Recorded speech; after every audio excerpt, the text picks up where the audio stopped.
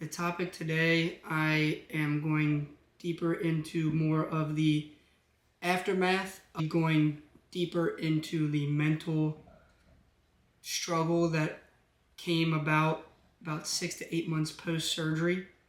I was putting my life down the trash and I needed to make big changes. So it's a time of my life that I am deeply ashamed of.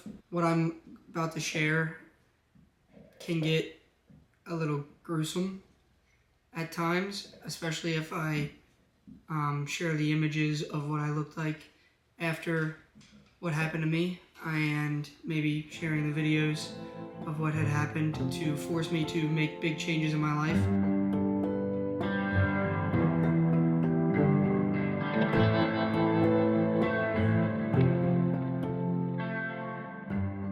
What's going on, everybody? Welcome back to the channel. My name's Kyle, and I am a near-death experiencer and a heart survivor, and I'm diving deeper into my story. So let's begin. Welcome back, everybody, to the channel. I want to thank everybody for coming back and watching another episode of my podcast where I dive deeper into my personal story and the story of my near-death experience and my open heart surgery as a 22-year-old individual. Today is a little different of a topic. The topic today, I am going deeper into more of the aftermath of everything that I went through.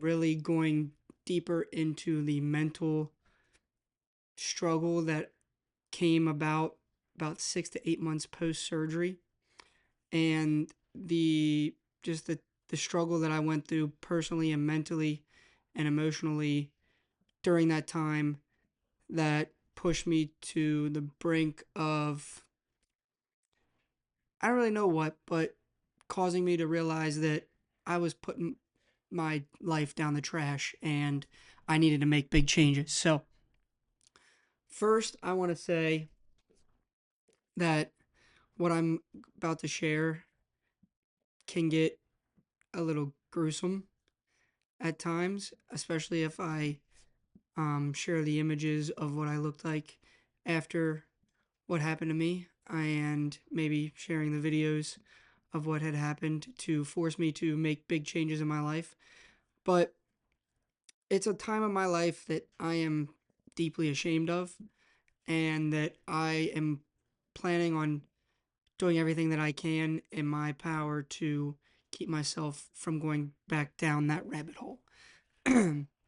So, like I said, I'm ashamed that after my surgery and near death experience, I was so focused on the recovery after surgery that it kind of encompassed my whole life, and I entrenched myself in the recovery. So I didn't allow myself to process the feelings and emotions that that came from the experience that I went through. I didn't allow myself to process my thoughts of what I saw during my near death experience. I didn't allow myself to take time and truly break down all of that. What I did is what I've done my entire life, and thrown myself into sports or threw myself into recovery and exercising and the eating right and the everything else that I could throw my mind at. That's what I did. So to begin with, I started with my recovery. I just jumped right in from the time I came out of surgery to waking up in the recovery room. My only thought and goal was recovering. And that looked like, first, sitting up in my bed was a goal. Standing up out of my bed was a goal. They don't tell you that just being able to stand up out of your bed or sit up in your bed is a main goal after open heart surgery. And so hours after my surgery, they wanted me to try and stand up out of bed. And I tried that. It didn't go very well. And it kind of pushed me to be very competitive with my recovery. I tried to stand up out of bed, like I said, a couple hours after surgery. My whole body went numb. My head felt like it was about to bust lava. And I fell back into the bed and almost passed out. Um, Went white as a ghost. And at that moment, I knew I was in for a very long struggle through recovery when I couldn't even stand up out of bed. So that was one of my goals, standing up out of bed the next day. I accomplished that goal. The next day was getting up and walking around the room, the hospital room. And then a couple hours later was getting up and walking out into the hallway. And then a couple hours after that, it was a breathing treatment and focusing on my breathing and my lungs and the lung capacity and the strength of my heart and my lungs working together and pumping blood. I was focused on that. Then a couple hours later, it was getting up and walking around the nurse's table out in the hallway. And then the next day was doing 2 laps around the nurse's table in the hallway. And then a couple hours later, I was doing 3 laps. So there was all these like minute little goals that I just kept pushing myself to accomplish. And I didn't know what else to do. I didn't know what else to let my mind focus on other than that. I realized that it was, like I said, it was going to be a very hard struggle through recovery. So I just dove into it. After I got out of the hospital, I came home. And then it was, again, the little things, sitting down in the couch, reclining myself in the couch, getting up out of the recliner, laying myself down in a flat bed. I couldn't lay myself down in a flat bed. I had to have my parents, as I was clenching a pillow, holding myself together, lay me slowly down into the bed because it hurt so bad. It had me in tears trying to just go to bed. And it was days and weeks of that. Days and weeks of being scared to sneeze or being scared to talk or being scared to cough because I it was a sneeze was the most painful thing in my life. Coughing hurt so bad it felt like my chest was going to explode. And it was days and weeks of that. So my focus was getting through that with minimal pain meds. I then took myself and threw myself into cardiac rehab. 2 weeks after surgery, I was allowed to go and have my interview with cardiac rehab and begin that. So I started that 3 days a week, 7 a.m., Monday, Wednesday, Friday. I was there on the treadmill, on the elliptical, on the bike, doing whatever they allowed me to do, whether it was walking for 5 minutes, on the elliptical for 5 minutes, on the bike for five, and then we just kept working from there. 5 minutes, 10 minutes, 20 minutes, 30 minutes. Then they let me start running on the treadmill. Then they started really letting me push my heart rate on the ellipticals and on the bike. And then they finally started letting me towards the end start lifting some weights and pushing myself to strengthen my body back to where I wanted to be. And that was 12 weeks in, and I was doing cardiac rehab 3 days a week. And I was there. I didn't miss a single day. I was there putting in the work because that's all I knew. All I knew was to just grind it out, just keep pushing myself to get better every single day. If I wasn't at cardiac rehab, I was on the bike in my basement. I was out walking the streets. I was out walking my dog. I was trying to get out and do as much as possible, whether it hurt, because it did hurt. It hurt a lot. There were many times, I remember vividly, I went to a baseball game, a high school baseball game, and I was walking my dog and he pulled me a little bit and I was doubled over for 10 minutes because it hurt so bad. Um, or walking up my hill and realizing that was too much for me right now, and getting chest pains and being out of breath just walking up a hill. And those things just kept driving me to just have blinders on and have this main focus and main goal and have this rabbit or have this carrot at the end of the tunnel. And that's all I cared about. But then it was about 12 to 16 weeks after surgery, I found myself starting to have those feelings and emotions start hitting me. I didn't really know what they were at the beginning. I would just find myself sitting on the couch and not being able to control my emotions and just start crying over the randomest things. Or be just sitting there looking at my dog, pet my dog, and I just start sobbing. And I had no idea where it was coming from. I had no idea why it was happening.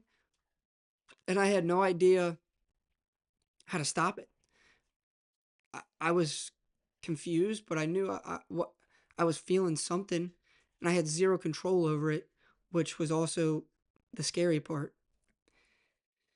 So I began to kind of start putting up walls and keeping everything that I was going through to myself.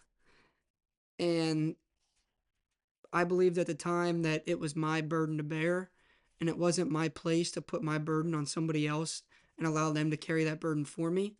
I thought it was my cross to carry, and it was something that I was going to have to figure out by myself. And this went on for a very, very long time. Kept telling myself that no one would understand me, that people would think I was crazy, or if I went and saw a professional, I would be put on medication. And I knew what those medications did to people, and I didn't want to be on medication, so I just kept everything in. I thought, I can handle this myself.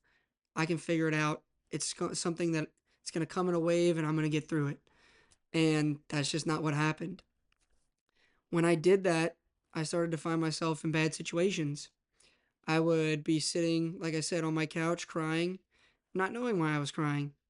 I'd have spur of the moment emotions that I couldn't explain, and I couldn't control myself, and I couldn't control my emotions, and the randomest things would just send me over the edge.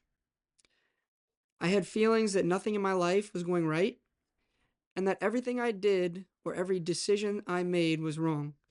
I remember sitting on my couch vividly, sitting there sobbing my eyes out, talking to my parents, saying everything that I did was wrong. Everything was going wrong. Nothing ever went right.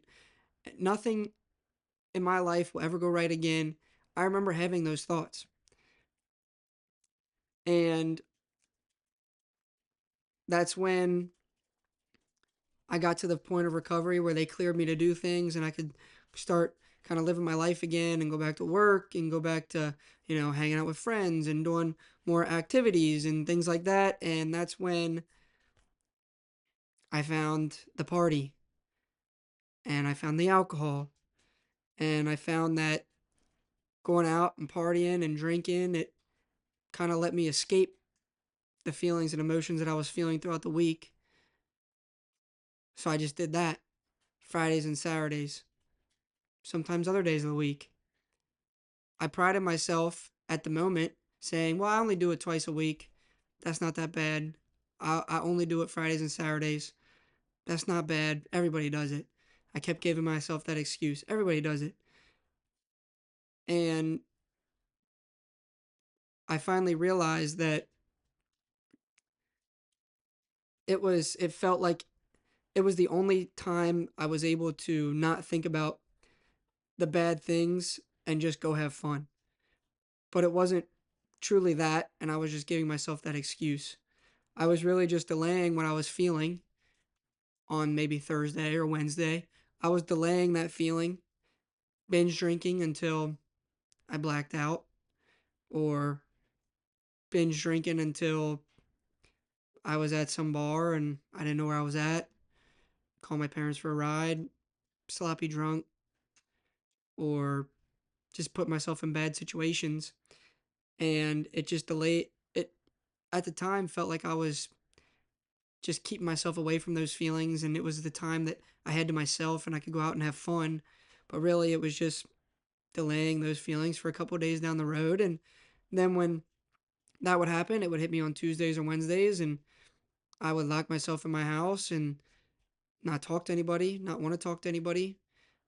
Family and friends would ask me what's going on, and I'd just keep it to myself, even though they knew something was wrong.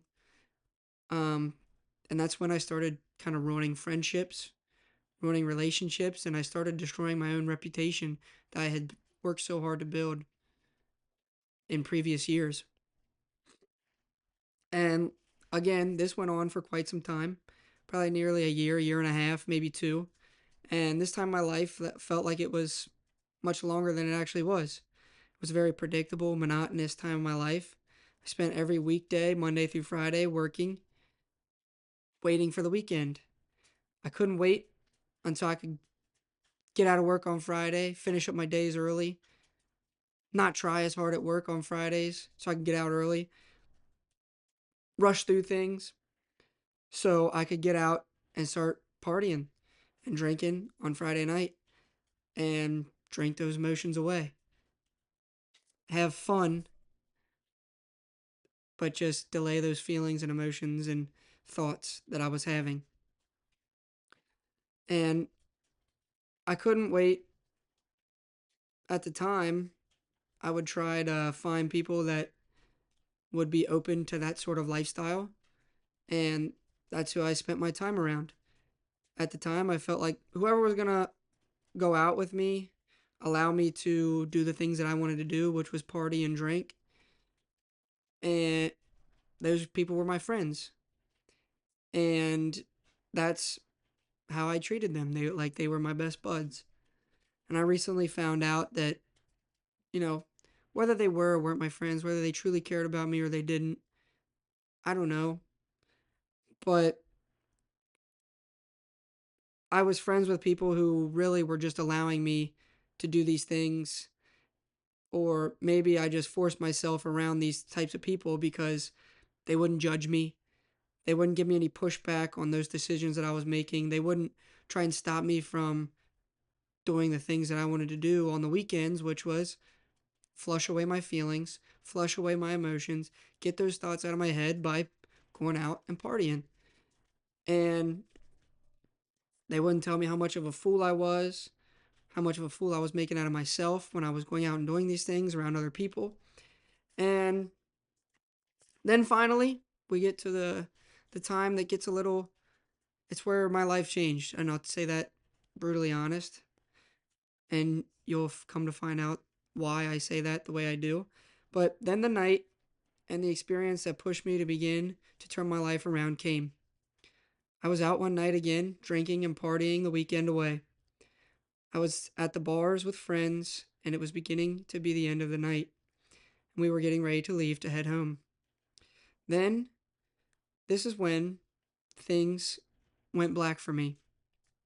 Although most of my information comes from the video of the entire thing and what I heard from the people who saw it, is I was confronted by a group of people when I started walking away, and I tried to go get a friend away from a situation as well.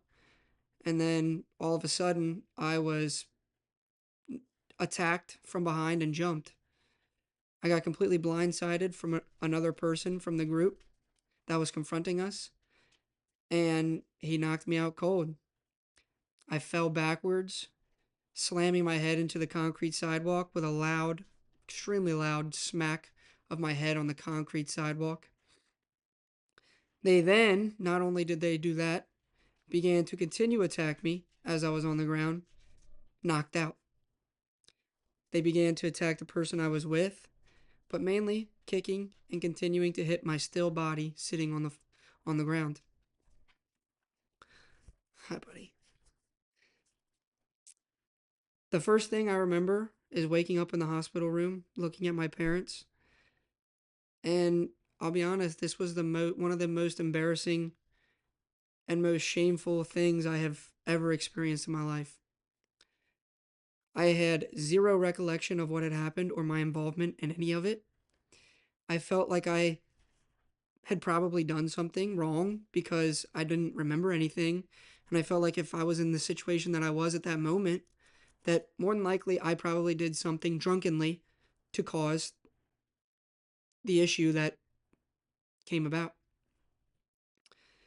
I felt like I got myself into that situation, and I told my parents that they should have just left me in the middle of the street to bleed out. I don't remember saying any of this, but they told me multiple times that I sat there and told them that I should have been left in the street or left in the ditch. No one should have saved me. And I know that I was in an extremely bad place after all that happened.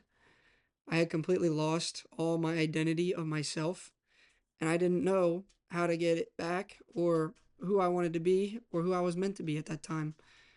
I had zero identity. I was ashamed. My face was destroyed. I had a new tooth knocked out. My lip was busted. I had stitches in my head and in my lip. All because I put myself in that situation and I couldn't defend myself because I was so drunk. And that at that moment I realized, when my parents were telling me, that I was saying that they should have left me in the ditch or left me in the street, no one should have helped me. I realized, like, wow, I'm in a bad place and this is something I need to fix. And it was then, like I said, I realized how bad my condition was and how bad of a mental space that I was in. And when I went back for a checkup with my family doctor for my head and my concussion and my traumatic brain injury, a week later, he asked me if I had ever thought or through this process thought about talking to a therapist about the whole situation. Really, mainly talking about my assault. And it was then that I kind of started thinking about it. Family members, mainly my parents, had brought up therapy before. But like I said prior, I was afraid that if I opened up to a therapist, that I was going to immediately get put on drugs. I was going to immediately get put on meds. And I didn't go through the whole process of med school in psychology, but I have a psychology background. And I know what those meds do to people. And I know what those meds are meant for. And I didn't want to be on them. And it was at that time that I started truly thinking about it when my doctor brought it up. And that decision, I believe to this day, saved my life. And saved my life for a second time. I decided it was time to take the advice of my family and friends and that I should talk to someone about what I was going through and what I was feeling and the thoughts that I was having. Everybody asked me, this is where it gets a little interesting, and I would appreciate people holding off their judgment and their thoughts on the matter of my assault before I get into this part of my story. Because everybody would ask me when this happened, and still to this day will ask me if I'm still pursuing the people who assaulted me, or if they ever caught the people who assaulted me. My answer at first was that it had already happened to me, so the only reason I would be pursuing any type of judgment upon the people who did this to me was so that it didn't happen to anyone else ever again. Now, I have a much different approach on that matter after being able to speak to a therapist and document kind of my process and be able to um, just think about and reflect on my story and where I'm at now today. They never caught the people who assaulted me, but that truly doesn't bother me because I look at it as a final sign from God that I was heading down a very, very bad path and that it was time to make big changes in my life.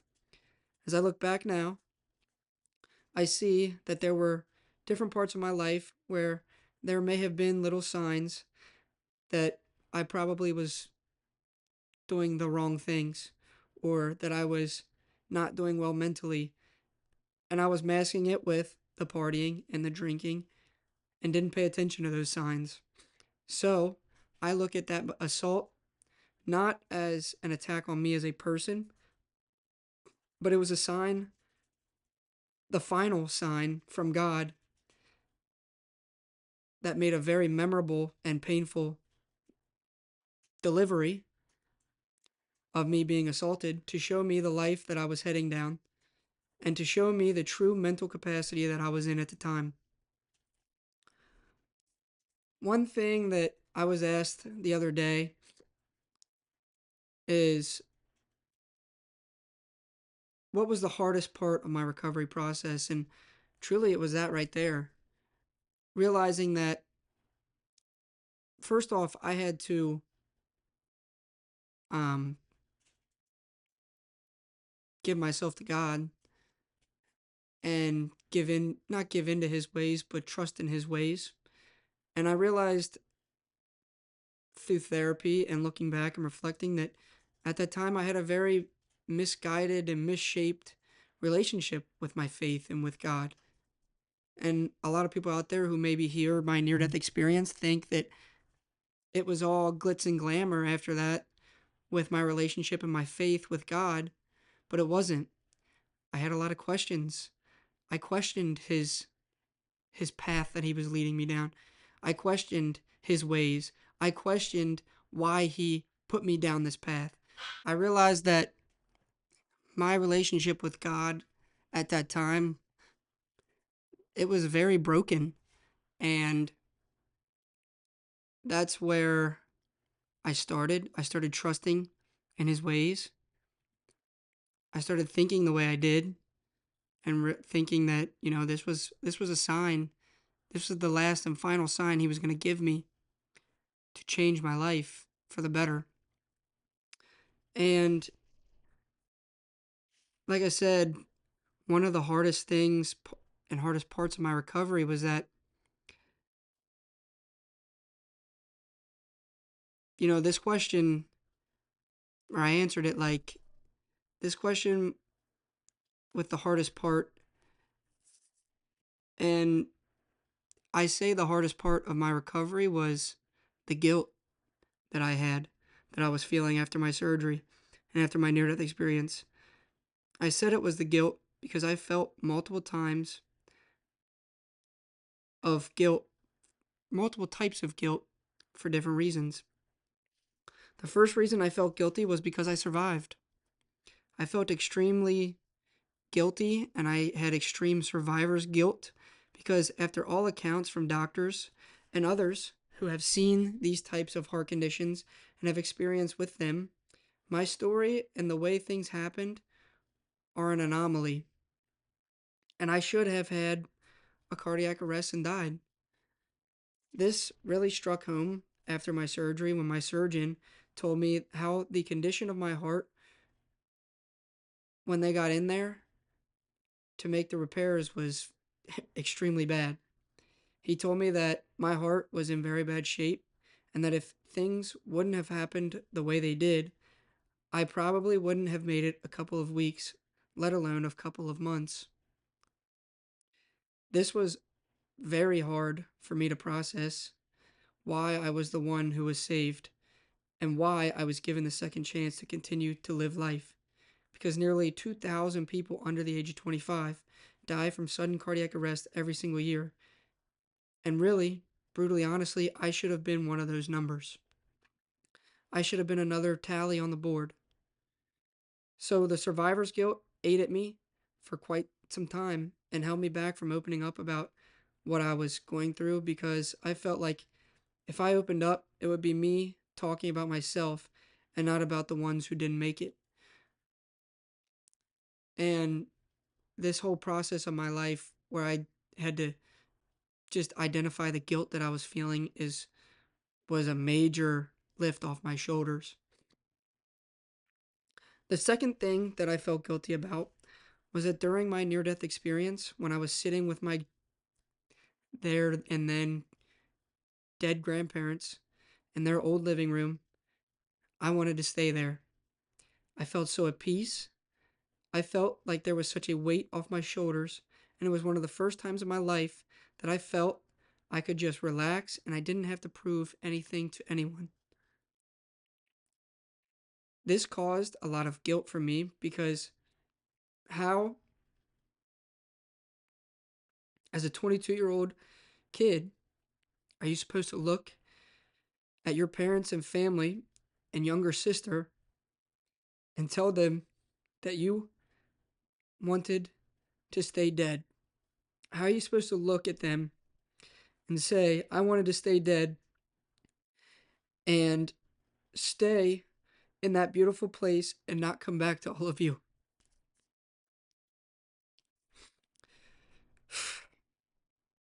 This was something I struggled with for a long time, still do. It is still a pain point in my life and in my recovery. The guilt manifested from thoughts that if I had died or if I had the choice to stay dead, and I did, what that would have done to my family. I know in a very non selfish way that my family would have been crushed. And if I wouldn't have made it through that day, and the guilt of wanting to not come back was heavy. I still to this day can't wait to go back to that place and go back to that feeling that I had, but I also don't want to leave my family or this beautiful life that I have today. I love life, and I have been able to express these feelings now to a therapist and through his help to my family. But it was one of the most hardest things I've ever had to do. It was one of the hardest things I've ever had to do, to say the least. And once I explained where my guilt came from, the next question was, how did you finally get out of that guilt and suffering? The only answer I had was that I finally was able to gain the courage to identify that guilt and open up to a therapist about all of this. And then finally being able, through therapy, learn how to open up to my family and tell them the truth and be one with that guilt and be one with those thoughts and own them. And luckily, I have an amazing family who allows me to have those conversations, but they're hard. Man, they're hard. And they're brutal.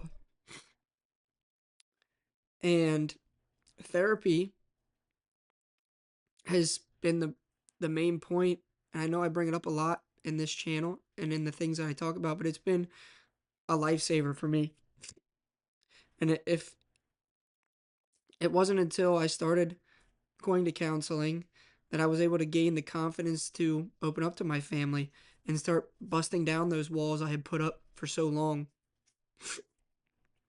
Then, once I was able to knock down those walls I had put up to stay or to protect myself from the pain and having those conversations with my family and admit to them that I wanted to stay dead, was finally when that weight was taken off my shoulders. It was then that that guilt was just relieved from me. Because, like I said, I have an amazing family and support system, and they understood where I was coming from. Luckily, I grew up in a very religious backed household with a lot of faith and family that is ingrained in our faith, and they were willing to listen to me. And I'm not going to say they understand where I come from, but they tried to understand. And that was the biggest thing. I didn't get pushback. I didn't get told I was crazy. I didn't get told how terrible of an idea that was, that I wanted to stay dead. They understood me. They tried to listen. They did listen. And we have those deep conversations. And it wasn't till I took that leap of faith and gained that bit of confidence to finally open up and have those conversations that I finally started to have less problems and began my journey in bettering myself. Like I said, luckily, my family will go deep into conversation, which I find is a very truly powerful thing, is having deep conversations, not just talking about work or what's going on in your life, but talking about deep things, having deep conversations about life or about why you're doing the things you're doing, or why you work where you work, or what took you down that path to get where you are now, or if you're like me training for events or races, what pushed you to do that? Why are you doing that? Go deep into why you're doing things. I think those conversations are where love and family is truly built and what is truly built upon. When I start talking about why I decided to start getting into counseling and seeing a therapist, I always get asked what made me begin therapy. And this is another topic that I have had issues speaking about as well, because for a long time I was ashamed of the situation that led me to the beginning of therapy. I was ashamed of all this. I was ashamed of being assaulted. I was ashamed of waking up in the hospital bed with a busted lip and a cracked open head and looking at my parents and telling them that I wanted to stay dead. I was ashamed and embarrassed of where I was. So I didn't want to talk about it. I didn't want to open up to everybody out there in the world. And there is a big backstory that I need to talk about before I get in to the reason I started therapy. And that was it. Is I why I started therapy? I was assaulted and I looked at it as a sign from God, the final sign from God, that it was time to change my life or bigger and better things were coming down the line. And that's why I started counseling. That's why I don't drink anymore. That's why I am constantly pursuing bettering myself and my health physically, mentally, emotionally, and spiritually. And I'm currently rebuilding my faith and my spirituality in God, and that road is hard. I From the time I can remember as a little kid have been going to church, been taught about the power in the faith of God. And after my open heart surgery, like I said, I struggled with it a lot. I had a lot of questions. And it wasn't until, again, I started counseling and therapy that the constant sprint to try and find my purpose and find what God was trying to tell me in my near death experience wasn't working. It was also causing some of my pain and suffering and mental struggle. It was then, again, through the help of talking through it, that I realized that I just needed to let God take the reins and I needed to not have Him show me the path, but begin my own path and He would start showing me the ways that He wanted me to go. And that's when I started feeling things were going differently. That's when I started feeling things were going right. And the next thing after the next thing after the next thing after the next thing was going right. I wanted something and all of a sudden things would align for me to have that thing. Or I wanted to work with this at this place and all of a sudden that would happen. Or I wanted to be a part of this, and all of a sudden things would roll my way and I'd be a part of that. Or I wanted to talk to this person or go meet this person, and all of a sudden the dice would roll in my favor. And I had to look back and reflect on that because I remember the days, like I said previously, that I would sit on my couch and be crying my eyes out, saying that nothing was going right, nothing was ever going to go right for me, and every decision I made was wrong. And now, for some reason, as I joined the path of God, and when I joined the path of bettering myself in my faith, my spirituality, my health, my fitness, my mental health, that's when things started going right. And I realized also, I can't tell my story without the grace of God. He saved me. He gave me a second chance. He gave me a third chance. And I can't tell my story without that grace and that love that He has for all of us in this world. And I know I'm going down a deep road of faith and Christianity, but that's how I feel. And that's truly where I'm at mentally and spiritually at the moment. And I don't think I would be where I'm at mentally now, in the mental space and the mental capacity that I have now, if I didn't have that faith. I didn't continue to build that structure and that faith in God. So, that is my story about starting counseling, starting therapy, being assaulted, kind of the aftermath of everything, open heart surgery, near death experience. I appreciate everybody watching. I hope you gain a little insight about me and my story, and maybe it pushes you to pursue therapy if you're in a bad place. Maybe it pushes you to pursue anything that betters you as a human being and betters you for this earth and betters you for the afterlife that is waiting for us. And something I learned at church, and it was a very eye-opening experience. Not really that I learned, but it really invigorated me and validated my thoughts, is that this is not our home. We only rent this time on earth here for a very short time. But our home is waiting for us in the afterlife. Our home is where we feel relaxed and we feel that love and the light. And we feel the weight off our shoulders, and we can truly relax and not have to have worries or doubts or guilt or any of that. We can just let it all go, and it is all forgiven. And that really validated me through the sermon that was this past Sunday, and it really made me personally homesick. I'm homesick to get back to the afterlife, but that's no excuse or it's not me saying that I'm ready to die right now, because I love this life that I'm building, and I know I'm here to have an impact and to better myself and hopefully better the people around me and the community around me, and hopefully have an impact on more and more people. I appreciate everybody listening. I appreciate your comments and feedback, and I hope you like, comment, and subscribe on this video. Thank you. I love you all. Stay healthy.